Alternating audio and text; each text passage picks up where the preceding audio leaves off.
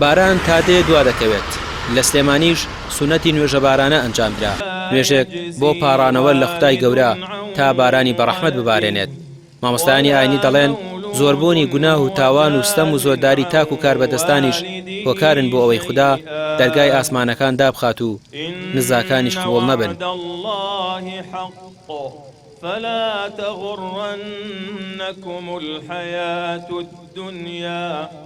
دیارە یەکێک لە سۆز و ڕەحم و میهرەبانی و بەرەکەتی خوای گەورە سوبحانەهو وتەعالا بریتیە لە باران بارین. وە کاتێک کە باران دوات دەکەوێت یان پەڵە دوات دەکەوێت یان بە ئەندازەی پێویست باران نابارێت، پێویستە ئێمە بە خۆداچوونەوەی بکەین.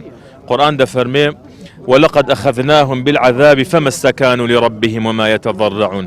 خوا دەفەرمێ ئێمە ئەو خەڵکە تاقی دەکەینەوە بە چەندەها سزا، ئازار، ناڕەحەتی، بەڵام ئەوان نەملکەچن بۆ خوای پەروەردگار، نە دوعاژەکەن و ئەپارێنەوە. لەبەر کاتێک ئێمە تووشی تاقیکردنەوە و ناڕەحەتیەک دەبین، دەبێ هەنابین بۆ خوا، دەبێ ملکەش بین بۆ خوای پەروەردگار، دەبێ دوعا بکەین بپارێنەوە لە خوای گەورە سوبحانەهو وتەعالا.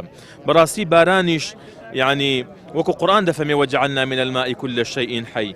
خوای گەورە يعني لە ئاو هەموو مرۆڤ هەموو بوونەوەران و ڕۆح لەبەرەکانی دروست کردەوە، تەنانەت يعني ڕووەک و هەموو ئەو شتانەی تریش. لەبەر هەمووی پێویستی بە بارانە. ئەم بارانە بۆ سەرزەوی، بۆ ژێرزەوی، بۆ کانی و کارێزەکان، بۆ بیرەکان، بەڕاستی بۆ هەمووی زەرورە. ئەمجا پێغەمبەری صلی الله علیه وسلم سنەتی وا بۆ، دیارە سنەتی پێغەمبەرانی پێشووتریش بووە.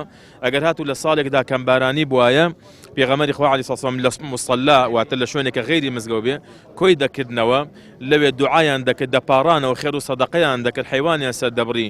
ئەو خەڵکە دەیفەرموو هەر کەسی حەق و مافی کەسێکی لایە بیگێڕێتەوە، بەڕاستی ئەمانە هۆکارن بۆی کە زیاتر خوای گەورە سوبحانەهو وتەعالا ڕووی ڕەحمەتی خۆیمان تێ بکات. ژمارەیەکی زۆر لە ژن و پیا و منداڵ بەشداریان لە ئەنجامدانی سونەتی نوێژە بارانەدا کرد لە سلێمانی. هەمووان لە خوددا پاڕانەوە لە دڵەڕاوکەی وشکە ساڵی و کەمبارانی ڕزگاریان بێت.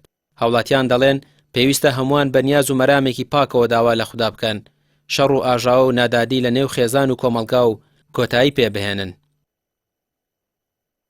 لە خوای گەورە پاڕین و خوای ئینشەڵڵا ڕزا و ڕەحمەتی خۆیمان بەسەرا ببارێنێ و بارانی ڕەحمەت ببارێنێ بەسەرمانە و خوای ئینشەڵڵا هەتی نایەمەتی هەڵیگرێ لەسەرمان. ئامۆژگاریم ئەوەیە کە ئینشەڵڵا کۆمەڵگا ئەچێتە ڕزا و ڕەحمەتی خوای گەورە و بەرەوباشیە ڕوا ئینشەڵڵا و کۆمەڵگە بەڕەحم بێ و بەڕێز بێ و فەرمانەکانی خوای چۆن خوای گەورە بارانی ڕەحمەت بڕێژێ بەسەر ئەم مسلمان و ئەم فەقیر و هەژار و لێ قۆماوەیە بە قوربانت. ئەوەی کە زۆر گرنگە بەردەوام بوونە، ئیستیقامەیە، دامەزراویە لەسەر دین، لەسەر عیبادەت، لەسەر تەوبە و ئیستیغفار.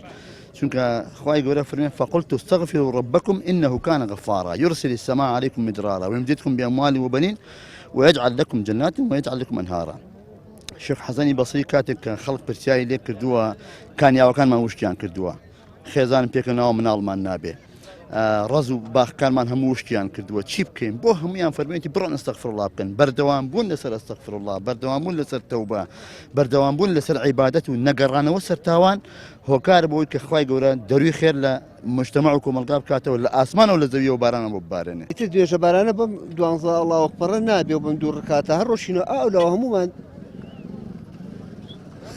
ڕێگەکەی خراپەکە هەمومان خراپین. بڕۆ لەم خەڵکە هەمووی پرسیار بکە ڕەن بێ من ئیساوا بڵێم ڕێن بڵێ خۆی وایە لە خۆمەڵێم ئیسا ڕۆمە لەگەڵ ژنەکەم خراپم، حەقی خوشکم خواردووە، حەقی کچم خواردووە، مناڵم ئێستا من سەحابی هاشتۆ مناڵم، ئەمەگە خۆم باش نیم لەگەڵ یان هەستکەم بڵێم باوکمان هەیە، مانایە هەموو خراپیەکە ئەمەیە.